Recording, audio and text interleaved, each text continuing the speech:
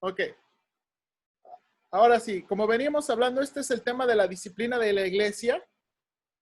Y, hermanos, la disciplina de la iglesia es la forma más práctica de responder a las amonestaciones de la iglesia en Apocalipsis. Hemos estado ya viendo, hermanos, por varias semanas Apocalipsis 2, Apocalipsis 3 y las exhortaciones a las iglesias. Y hermanos, yo creo que no hay una mejor forma de responder que la disciplina de la iglesia. Ahora, queremos enseñar en estas sesiones que la disciplina de la iglesia no siempre se tiene que hacer en un espíritu súper formal y súper peligroso y súper secreto. No, hermanos, queremos ver lo que la Biblia dice y el espíritu con el que Dios nos quiere que hagamos y practiquemos la disciplina de la iglesia. Ahora, para llegar al pasaje de la disciplina de la iglesia, quiero explicar realmente el contexto y realmente todo lo que el pasaje está enseñándonos de la disciplina de la iglesia. Por eso vamos a tomar unas semanas en esto, porque en verdad lo mejor que podamos entenderlo es lo mejor que lo vamos a poder practicar. Este es el bosquejo de Mateo 18, donde vamos a estar. Los primeros 9 versículos, hermanos, enseñan sobre la grandeza del reino de los cielos y Cristo advierte sobre los tropiezos. De los versículos 10 al 14, Cristo enseña la lección del pastor que deja el rebaño en busca de la oveja perdida. En el versículos 15 al 20, Cristo enseña sobre la disciplina de la iglesia. Y si usted nota, del versículo 21 al 35, la porción más grande en este capítulo enseña sobre el perdón. Una tremenda lección sobre el perdón. Y todas estas lecciones están conectadas, hermanos. Eso es lo que voy a buscar en estas sesiones, es que usted pueda ver que todas estas enseñanzas de Cristo están conectadas. Ahora, vamos a comenzar con el contexto. En el capítulo 17, la última porción, versículos 24 al 27, Jesús está en Galilea y en este pasaje llega a Capernaum. Si me acompaña a su Biblia, por favor, Mateo 17, versículo 24. Dice la Biblia, cuando llegaron a Capernaum, vinieron a Pedro los que cobraban las 2 dracmas y le dijeron, ¿vuestro maestro no paga las 2 dracmas? Y él dijo, sí. Y al entrar él en casa, Jesús le habló primero diciendo, y va a explicar, y va a terminar la lección. Dice este versículo que entró a la casa. Muy probablemente, hermanos, es la casa de Pedro. La casa donde está entrando es la casa de Pedro. Los recolectores de impuestos le preguntaron a Pedro si su maestro no pagaba los impuestos. Perdóname tantito ahí.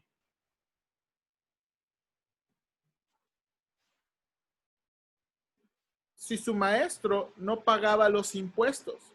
Entonces, ¿verdad? Estos impuestos, hermanos, eran dedicados a la reconstrucción del templo y lo que pedía era el pago de 2 días de trabajo. Cristo, para no ser de tropiezo a los judíos que lo hacían, mandó a Pedro a pagar a través de un acto milagroso. Si usted recuerda, le manda a pescar y sacar de un pez 2 dracmas, que era lo que tenía que pagar. Y bueno, Cristo va a hacer un punto sobre los ciudadanos y los extranjeros. Y no quiero tomar detalles, simplemente quiero mostrarle el contexto de la historia. Entonces, mire aquí el mapa, por favor. Cristo este es su ministerio en Galilea. Vamos a ver aquí que todo esto es Galilea.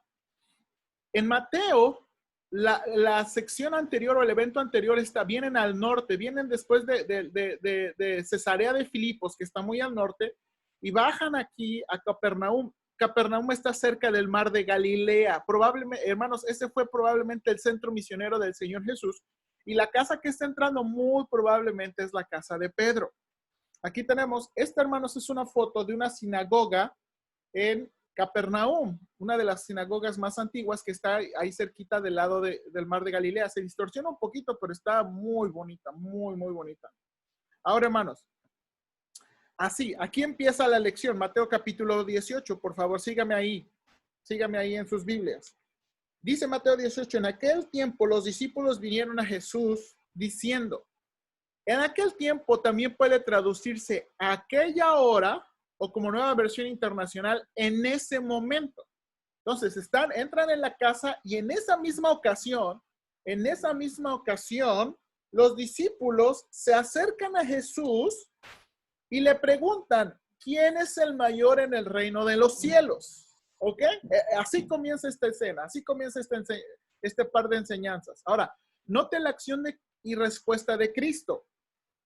Versículo 2. Y llamando Jesús a un niño, lo puso en medio de ellos y dijo, de cierto os digo que si no os volvéis y os hacéis como niños, no entraréis en el reino de los cielos. Así que cualquiera que se humille como este niño, ese es el mayor en el reino de los cielos. Y cualquiera que reciba a mi nombre a un niño como este, a mí me recibe. Entonces Jesús llama a un niño y lo pone en medio de ellos. Jesús les pide volverse como niños. Esa palabra volverse habla de un cambio de actitud, un cambio de mente. Y Jesús aplica esta lección a la lección de humildad, hermanos. Hermanos, humildad no tiene que ver con pensar menos de nosotros. Humildad tiene que ver en pensar correctamente de nosotros en relación con Dios. ¿Ok? Y vamos a ver, hermanos, también, que así que si alguien quiere ser mayor en el reino de los cielos, tiene que ser humilde como un niño. Ahora, hermanos, la ilustración es muy tremenda porque cuando vemos a los niños y el Señor Jesucristo poniendo ese niño, trata de evocar todas las características de humildad de un niño, que son tiernos para escuchar, que en la mayoría de los casos son prontos para obedecer, que no son fuertes, que necesitan ayuda, que necesitan dirección, que necesitan guía. Eso ilustra a un cristiano humilde, ¿verdad? Eso ilustraba a un cristiano humilde. Ahora, esto es consistente, hermanos, con la norma de Dios en el Antiguo Testamento. El Señor Jesucristo no estaba enseñando algo diferente. Miren lo que dice la Biblia.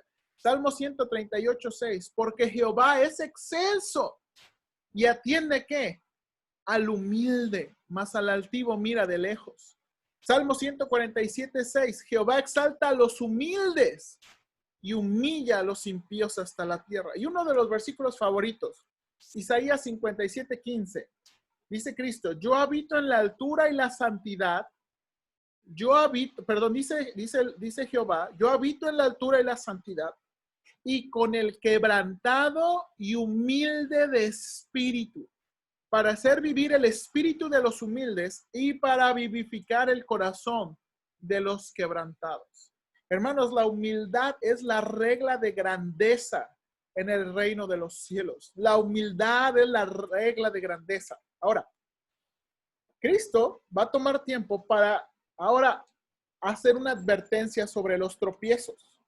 Ahora, un detalle que no podemos olvidar, hermanos. Un detalle, antes de pasar a la siguiente sección de la enseñanza, o el siguiente punto de la enseñanza, no hay indicación que el niño que toma a Jesús y lo pone en medio regresa a su lugar.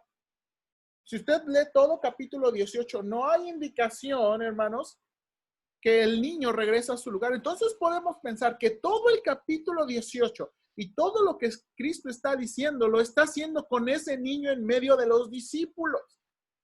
Eso, hermanos, enfatiza el ambiente en el que Cristo está por dar un tremendo mensaje sobre la oveja perdida. Porque el niño está ahí, ¿verdad? Jesús está cuidando al niño. No lo tiene como un niño incómodo, sino que podemos pensar que Jesús lo está tratando tiernamente y cariñosamente, pero lo tiene ahí para ilustrar una gran lección. Entonces, no olvide que el niño está ahí. Ahora, los temas están conectados. Mire, todas las porciones y los temas están conectados. Vemos aquí en versículo 4, dice, así que cualquiera que se humille. Versículo 5 dice, cualquiera que reciba. Y versículo 6, que es la siguiente enseñanza, está conectada porque dice, cualquiera que haga tropezar. Entonces, aquí está la enseñanza conectada, ¿verdad? Cualquiera que... Ahora, Cristo va a empezar a usar un término en este capítulo. El término, uno de estos pequeños. Uno de estos pequeños. ¿A quién se refiere? Una interpretación legítima sería los niños. Hermanos, yo creo que este pasaje tiene una aplicación muy legítima del ministerio y el cuidado que debemos tener con los niños. Pero por la lección de la humildad, Cristo está hablando de un creyente humilde. Hermanos, pudiéramos llegar a decir que Cristo aún está hablando de un recién convertido, de una persona que no tiene mucha experiencia, alguien que necesita los cuidados, un creyente. Y hermanos, usted y yo pudiéramos entrar en esa categoría de ser uno de estos pequeños, ¿verdad? Permíteme un tantito. Entonces, vamos a ver aquí. Cristo advierte, mire lo que dice el versículo 6. Y cualquiera que haga tropezar a alguno de estos pequeños que creen en mí, mejor le fuera que se colgase al cuello una piedra de molino de asno y que se le hundiese en lo profundo del mar. Cristo advierte que cualquiera que hiciera tropezar a un cristiano humilde, mejor le fuera a perder la vida. Ahora, hermanos, ¿esto es en serio? ¿Cristo está hablando en serio? Bueno, esto, hermanos, esto se llama una hipérbole. Cristo está haciendo esta exageración, que es muy común, a propósito para mostrar la gravedad del asunto. Porque sabemos, hermanos, que eso es, no podemos creer que estaba hablando literalmente, porque eso contradeciría otras partes de la Biblia y otras partes de que Cristo habla sobre cuidar la vida. Entonces, esto se le llama una hipérbole, es una exageración. Nosotros usamos ese tipo de lenguaje, ¿verdad? Cuando a veces usamos la expresión, me muero, ¿verdad? No estamos hablando de que realmente nos estamos muriendo, ¿verdad? Bueno, Cristo lo está usando aquí para la gravedad del asunto. Ahora, Cristo va a enseñar una lección sobre los tropiezos y de nuevo la conexión con los cristianos humildes, los pequeños. Y mire, de nuevo, piensen los discípulos escuchando esto. Porque, ¿qué pensaban los discípulos de ellos mismos? Ahora, ay, primero dice Cristo, ay, esa palabra es una palabra de dolor, es una palabra de ira. Esa es la palabra que el Antiguo Testamento utiliza como de condenación, hermanos. Es imposible que no haya tropiezos en el mundo, ¿verdad? Ahora, la palabra tropiezos, literalmente esa es la idea, ¿verdad? Alguien que por alguna razón, ¿verdad? Hay un obstáculo y cae. Esa es la idea de la palabra tropiezo. Dice Cristo que los tropiezos son necesarios, hermanos. Esto es muy increíble. Mire versículo 7. Perdón. Hay del mundo por los tropiezos, porque es necesario que vengan los tropiezos. Ahora, la advertencia es, pero ay de aquel hombre por quien viene el tropiezo. Entonces la advertencia es para las personas que causan los tropiezos. Y de nuevo, piense, el niño está ahí. Cristo enseña las medidas extremas sobre los tropiezos, aun si nosotros mismos nos estamos causando tropiezo a nosotros mismos. Dice Cristo, corta tu mano o pie si te hace tropezar. Hermanos, uno puede pensar en las aplicaciones sobre esto. Si tu mano tiene una tendencia a robar, córtala, dice Cristo. Agarrar un cigarrito, córtalo. Una cerveza, córtalo. Si tu pie te lleva a lugares que no debes estar, córtalo. ¿Verdad? Tu ojo. Si tu ojo te hace tropezar, quítalo. ¿Y qué está tratando de decir Cristo? Cristo está hablando de medidas extremas. No está diciendo literalmente cortar, amputar. Está hablando de las medidas extremas, hermanos, sobre los tropiezos. Hermanos, bueno, vamos a hablar más adelante de esto con la disciplina de la iglesia, pero note lo que está tratando de Cristo, lo que está enseñando para llegar al punto de la disciplina de la iglesia. Ahora, lo siguiente que va a hablar es sobre el cuidado de los pequeños, ¿verdad? El cuidado de los pequeños. Perdón que no estoy yendo todos los detalles del pasaje, simplemente estoy proveyendo el contexto para entrar a la disciplina de la iglesia. La sección del versículo 10 en adelante, cuando usted vea FF significa en adelante.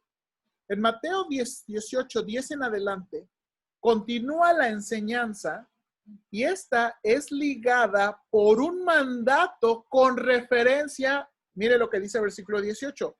Mirad que no menospreciéis a uno de estos pequeños. Note de nuevo las ideas del pasaje. Todas las ideas están conectadas. En versículos 1 al 5, Cristo que exhorta, sé como uno de estos pequeños. Versículos 6 al 9, no pongas tropiezo a uno de estos pequeños. Y aquí en la sección del capítulo 10 al 14, no menosprecies a uno de estos pequeños. ¿Sí ve conmigo? Déjame ver su rostro por un minutito. ¿Sí está conmigo, hermanos? ¿Sí va conmigo en la Biblia? Mire cómo está conectando Cristo todas estas enseñanzas. Mire bien ahí en su Biblia cómo está conectado. ¿Por qué le digo eso, hermanos? Si usted tiene una Biblia como la mía, a veces nuestras Biblias se paran por títulos y como si fueran enseñanzas diferentes, pero no son enseñanzas diferentes. Todo esto está conectado. Entonces es muy importante ver y comprobar esta conexión. Ahora, la idea de menospreciar es ver por encima. A veces la ilustración es ver por encima del hombro, ¿verdad? Esta es una señal de menosprecio, así como que, ¿y este quién es? ¿O esta quién es? ¿Verdad? O pensar poco de alguien, como, eso ni nos pasa en la iglesia. Nosotros siempre pensamos muy bien de los hermanos y pensamos como lo más importante, ¿verdad? De todo, que todos son indispensables, que a todos necesitamos, ¿verdad que sí? Cristo está diciendo, mirad que no menospreciéis a ninguno de estos pequeños. Cristo les amonesta. Miren el siguiente versículo, bueno, la siguiente porción, porque es una parte difícil, porque os digo que sus ángeles en los cielos ven siempre el rostro de mi Padre que está en los cielos. Y es una declaración complicada, ¿no? O sea, ¿qué significa eso? ¿Qué significa este versículo? Bueno, primero, ángeles también puede traducirse mensajeros. Aquí sabemos que sí son ángeles, ¿verdad? Seres espirituales. ¿Por qué, hermanos? Porque estos ángeles o mensajeros están en los cielos, dice ahí. Ahora, nota aquí, la idea que ven el rostro del Padre tiene la idea de que tienen un acceso privilegiado, pero también un ministerio para con los hombres. Nada más le voy a recordar esto. ¿Recuerda la historia de Job y su relación con los ángeles? ¿Verdad? En la historia de Job y su relación con los ángeles, dice, hermanos, que se presentaron todos los hijos de Dios, incluyendo ¿a quién? Incluyendo a Satanás. Y recuerda que fue Dios iniciando ese asunto, le dice, ¿no has considerado a mi siervo Job? Ahora, nada más ¿qué significa eso? Que los ángeles, hermanos, son testigos de las actividades de los humanos. ¿Está usted de acuerdo con eso? Los ángeles son testigos, ¿verdad?, de las actividades de los humanos.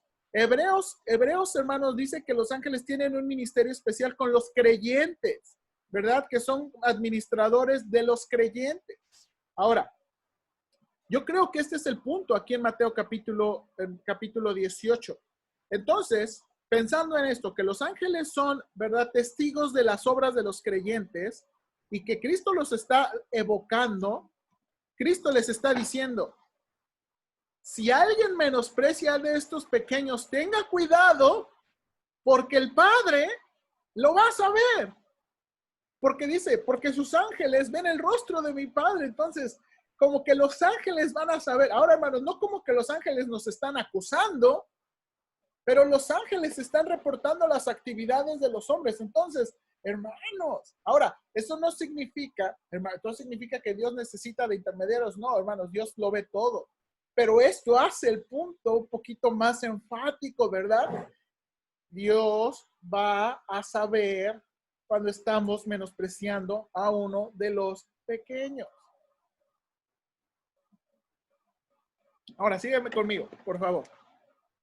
En algunas versiones modernas, hermanos, es mi obligación al exponer un pasaje mostrar todos los detalles. En algunas versiones modernas, no sé si alguien está usando otra versión, no aparece el versículo 11, que sí aparece en Reina Valera, porque el Hijo del Hombre ha venido a salvar lo que se había perdido. A ver, déjame checar. ¿Alguien está usando una versión moderna? Porque no aparece ese versículo en las versiones modernas. ¿Alguien está usando una versión moderna? No lo veo. Bueno, creo que todos estamos usando Reina Valera. Pero si usted checa una versión moderna, nueva versión internacional, nueva traducción viviente, no aparece el versículo 11. Ahora, ¿por qué no aparece el versículo 11? Una de las razones, porque una de las razones es que no se encuentran los manuscritos más antiguos.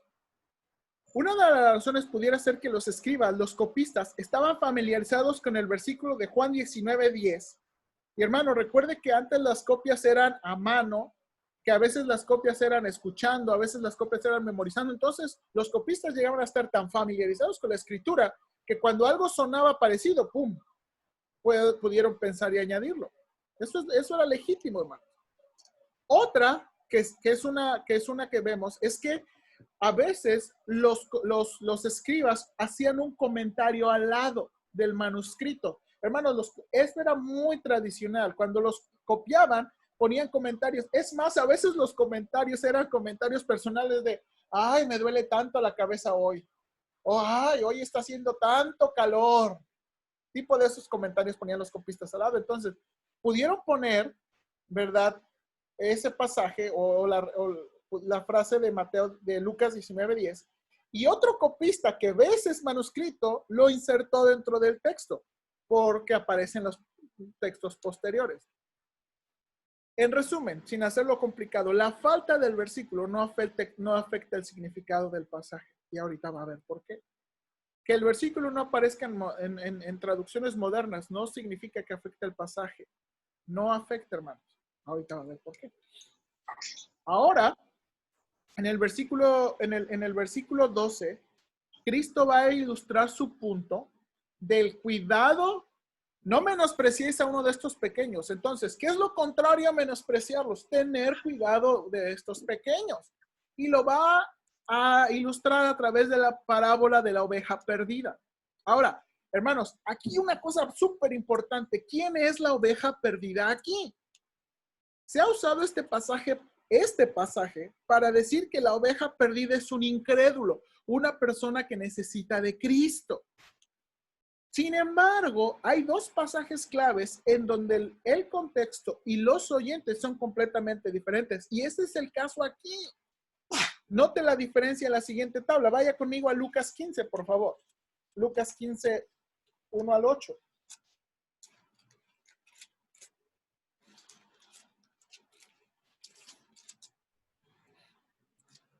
Miren, nada más voy a leer los primeros versículos. Se acercaban a Jesús todos los publicanos y pecadores para oírle. Y los fariseos y los escribas murmuraban diciendo, este a los pecadores recibe y con ellos come. Entonces Jesús, él, le refirió esta parábola diciendo, y es otra parábola de la oveja perdida. Ahora, nota aquí. Los oyentes aquí en Lucas son publicanos y pecadores. Los que murmuran son fariseos y escribas. Y la lección de esta, hermanos, la lección de este pasaje es el gozo en el cielo por un pecador que se arrepiente. Ese es el punto en Lucas 15. En Mateo 18, note aquí, regrese a Mateo 18. Los oyentes son los discípulos con un niño en medio con Jesús. Ellos son los oyentes, los discípulos con un niño en medio con Jesús. La discusión tiene que ver con la actitud hacia los creyentes humildes. Así comenzó toda esta lección. La lección es el gozo por el pastor que encuentra la oveja descarriada.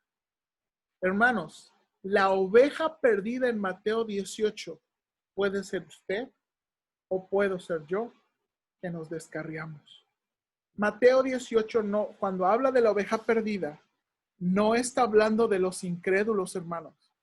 Está hablando de usted. Está hablando probablemente de mí, que nos descarriamos. Está hablando de un creyente, hermanos. Está hablando de un cristiano. ¿Ok? No está hablando de un incrédulo. ¿Sí está conmigo? ¿Hasta aquí? ¿Sí está conmigo? A ver, puede hacerme así. ¿Sí está conmigo? Ok. Entonces, esto es muy importante, hermanos. Esto es muy importante. La persona de Mateo 18, la oveja perdida, es un creyente. Entonces, note aquí.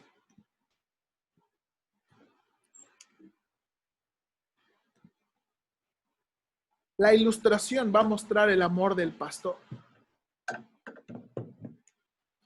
Un hombre con 100 ovejas, hermanos, representa un hombre que tiene una empresa mediana en aquellos tiempos, ¿verdad? Dice, un hombre tiene 100 ovejas. Las ovejas, hermanos, representan su cuenta de banco. Solamente que esta es una cuenta de banco en movimiento, ¿verdad? No es como que va al cajero, ¿verdad? Sino ahí va su cuenta de banco, ¿verdad? Es su cuenta de banco. Ahora, la relación, hermanos, de un pastor con sus ovejas no es cualquier relación. No es como que tenga un peso, 100 pesos. La relación con las ovejas y un pastor no es cualquier relación. Los pastores, hermanos, tienden a llamar a cada oveja por su nombre. Hermanos, para nosotros ver 100 ovejas, todas se parecerían iguales. No, ni siquiera podríamos hacer distinción. Pero un pastor puede llamar a cada oveja por nombre, hermanos. Eso es la capacidad de un pastor. Las ovejas conocen la voz del pastor. Hermanos, por tiempo no lo voy a poner, a lo mejor la voy a poner la próxima semana. Donde, hermanos, entre muchos rebaños de diferentes pastores, cuando un pastor empieza a chiflar, a llamar o a hacer un sonido, las ovejas detectan la voz de su pastor y vámonos. Vámonos. El pastor, hermanos, este trabajo es un trabajo donde el pastor pasa todo el tiempo con ellas, ¿verdad? Desde temprano hasta en la noche, el pastor pasa tiempo con ellas. Y Cristo dijo, hermanos, que la diferencia entre un pastor y un asalariado es el amor con el que le tratan, especialmente en momentos de peligro. ¿Se acuerda ese pasaje en Juan capítulo 10? Que cuando viene el lobo, ¿qué hace el asalariado? Huye, porque no son de él las ovejas. Pero el pastor protege a las ovejas. Ahora, la oveja en esta parábola es una oveja que se descarría. Mire versículo 12. ¿Qué os parece? Si un hombre tiene 100 ovejas y se descarría una de ellas, ¿no deja las 99 y va por los montes a buscar la que se había descarriado? La palabra descarriar tiene la idea de caminar sin propósito, destino. Esa palabra en otros contextos llega a significar ser engañado. La idea aquí es que probablemente una oveja se perdió del redil por alguna razón y ahora se encuentra sola y sin dirección. La respuesta amorosa del pastor es dejar a las demás a ir por las descarriadas. Este es el punto que Cristo quiere ilustrar. Como les dije, es su cuenta de banco, pero no está pensando, pues ¿qué es una oveja? Tengo 99. No, el pastor no piensa así. El pastor deja las 99 y va por la descarriada. Ahora, no es negligencia dejar las 99, porque un pastor no dejaría las 99 descuidadas. El pastor tendría que cerciorarse que estén seguras y después salir a buscar a la descarriada. Ahora, siempre hay riesgo en dejar un rebaño, aunque se asegure muy bien. Siempre hay riesgo. La imagen de dejar a las 99 e ir por la que se perdió muestra el amor del pastor por cada oveja. Hermanos, esta oveja no representa un número más. Ella es su oveja. ¿Por qué el pastor va a ir por esa oveja? Porque es su oveja. Él ama a esa oveja. Ahora, note aquí. Ahora, déjenme hacer antes de avanzar, vamos a hablar de las aplicaciones. Porque, de nuevo, hermanos, Cristo está ilustrando esto. Y quiero que me agarre, me quedan 5 minutos, hermanos. Quiero que agarre esto que está diciendo Cristo.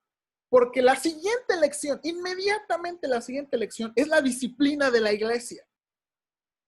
¿Qué es el espíritu que Cristo quiere que hagamos la disciplina de la iglesia? ¿Cuál es la actitud? ¿Cuál es la fuerza con el que debemos hacer la disciplina de la iglesia? Piensa en esta historia, piensa en esta parábola, piensa en toda la escena. Porque Cristo, hermanos, quiere mostrarnos su amor. Él es el buen pastor, dice Juan 10, el pastor da su vida por las ovejas. Salmo 23, ¿verdad? Probablemente uno que la mayoría, Jehová es mi pastor, nada me faltará. Y todo lo que describe Salmo 23 es el cuidado del pastor. Hermanos, el Salmo 23 no habla de las ovejas, habla del grandioso y glorioso pastor que tenemos. ¿De acuerdo usted? ¿De acuerdo conmigo? Entonces, hermanos, Cristo es un glorioso pastor. ¿Cómo sabes que Jesús te ama a ti? Hermanos, quiero que aplique estas verdades a usted. ¿Cómo sabe que Jesús te ama a ti? Cristo te ama por el amor que te muestra. Hermanos, Juan 17 nos muestra que Jesús no solo oró por sus discípulos. En Juan 17 dice que oró por los que creeríamos a la palabra de los discípulos. Hermanos, a lo mejor a usted le es difícil comprender, pero en esa oración estaba usted y estaba yo. En la oración de Juan capítulo 17 estábamos usted y yo. Cristo estaba pensando en nosotros. Juan 10 dice que Cristo conoce sus ovejas en toda la extensión de la palabra. Hermanos, Cristo lo ama y Él entiende y lo conoce. Lo que aman, lo que temen, lo que sufren, lo que batallan. Hermanos, Cristo lo sabe. Cristo sabe y Él está dispuesto a mostrar su amor por las ovejas. ¿Cómo sabes que Cristo te ama? Por la distancia que Él está dispuesto a caminar. Hermanos, ¿se acuerda que Cristo dijo, no los dejaré solos? Hermanos, cuando Cristo se está yendo, y es una lección que creo que el hermano Dalé estaba enseñando sobre el Espíritu Santo, Él aseguró que su presencia y su cuidado permanecieran con nosotros en la obra del Espíritu Santo. Hermanos, Dios Cristo nos dejó su Espíritu Santo para atraer tristeza y convicción de pecado cuando pecamos. Hermanos, cuando usted experimenta tristeza cuando peca, desilusión, vacío, es el Espíritu Santo obrando. ¿Y qué es eso? Es Cristo obrando y cuidando a sus ovejas. Hermanos, esto no debe verse como que es algo natural, ¿no? Pues no, hermanos, eso es el amor de Cristo. Cuando usted siente tristeza por el pecado, esa es la obra del Espíritu Santo. Ese es el amor de Cristo. Ese es el pastor caminando por usted y por mí. La distancia que está dispuesto a caminar. Hermanos, el amor tiene que aplicar disciplina. En la ilustración del pastor, hermanos, usted sabe que a las ovejas tercas, a veces el pastor tiene que romperles una patita. Hermanos, uno pensaría que es cruel, pero probablemente esa es la disciplina más grande de amor. ¿Por qué? Porque rota la piernita, el pastor puede echarse la oveja encima y llevarla al redil. Esto es lo que dice Hebreos capítulo 12. Hermanos, Cristo está dispuesto a ir por usted a través del castigo. Hermanos, a veces cosas que pasan en nuestra vida, cosas que salen mal, cosas que afectan nuestra vida, son la disciplina de Dios. Y debemos tener, hermanos, algo que usted puede estar convencido es, nadie puede decir ser disciplinado por Dios y no saberlo. Hermanos, cuando Dios lo castiga, usted sabe que Dios lo está castigando. Usted no puede pensar, ay, Dios me estará probando. No, porque sabe, Dios va a traer a nuestra mente los pecados y las acciones malas que hemos hecho. Hermanos, el pastor está dispuesto, por amor, a rompernos una patita para regresarnos al redil. Hermanos, ¿qué más? Esto es tremendo. Cristo quiere usar la iglesia. Note, no sé por qué le puse acento ahí, perdón, que son los versículos que siguen a esta parábola. En el amor del pastor, la iglesia ilustra, es la extensión del amor por ese pastor. Hermanos, Cristo está dispuesto, aún la Biblia enseña, a llevarse a sus ovejas al cielo cuando ellas no están dispuestas a obedecer. Hermanos, Primera de Corintios nos enseña que un creyente, Dios puede quitarle la vida a un creyente cuando éste no está dispuesto a obedecer. Hermanos, eso es muy duro. Pero es el amor y la distancia que el pastor está dispuesto a recorrer. En verdad. Hermanos, Cristo te ama. ¿Cómo sabes? Por el gozo que experimenta. El gozo que siente por la descarriada es más que el gozo de las 99 que se quedaron en casa. Y no estamos hablando de comparación, simplemente de esta escena, ¿verdad? El gozo, hermanos, que Cristo experimenta le hace olvidar el esfuerzo, la angustia o el dolor que implica buscar a la oveja perdida. Hermanos, buscar a la oveja perdida no es como que, pues no es como ahora nosotros, a ver dónde está el GPS, a ver dónde está, aquí está la oveja. No, hermano, tendría que buscar, tendría que sudar, qué tal si está en peligro, qué tal. Pero el gozo, al encontrarla, es un gozo que le hace olvidar. Hermanos, Cristo te ama por el propósito que cumple. Mire versículo 14. Mateo 18:14. Así no es la voluntad de vuestro Padre que está en los cielos, que se pierda uno de estos pequeños. Hermanos, no es la voluntad de Dios que se pierdan. No es la voluntad de Dios que los cristianos, hermanos, sus hijos se descarríen. Hermanos, no es la voluntad. Dios no quiere que ninguno de sus hijos se descarríe. Hermanos, no es la voluntad de Dios que un creyente se vuelva al mundo y al pecado. Hermanos, no es la voluntad de Dios que la iglesia, que un hermano se vaya, deje de asistir, regrese al mundo y la iglesia no haga nada. No es la voluntad de Dios. Ese es el espíritu, hermanos. Ese es el espíritu con el que queremos llevar la disciplina de la iglesia. Por favor, guarda esta idea. La disciplina de la iglesia es la manera en que el pastor busca a la oveja perdida. Hermanos, la disciplina de la iglesia es el pastor, nosotros representando a Cristo, buscando a la oveja perdida. ¿Cómo vamos a buscar la oveja perdida, hermanos? ¿Cómo vamos a buscar la oveja perdida? Porque la disciplina de la iglesia debe hacerse en ese espíritu, de buscar a la oveja que se descarría, buscarla hasta encontrarla. Eso es lo que vamos a estar viendo, hermanos. Eso es lo que vamos a ver. Que Dios nos ayude y que Dios les bendiga.